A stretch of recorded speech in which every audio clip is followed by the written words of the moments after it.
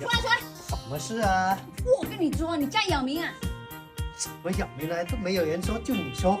什么没人说？刚从村口过来的时候，王婆也说了，那个五婆也说了，还有那个二叔也说了，你家有民啊。我知道了，你等一下吧。还要知道，还要等一下，还要狡辩，快点！是他咬民了。那无鸡吗？会咬民啊？我会的话，咱身上呢。一个，哎呀，那个生意我已经放小了，你还来找我干嘛？不是说收购啊，我是问你，昨天给我们家那个还有没有？哎呀，小哥啊，是啊，刚想出去呀。不要出去啊，给我吧。那行吧，行吧，先给我啊。嘿嘿。哎呀，我妈家住几天先。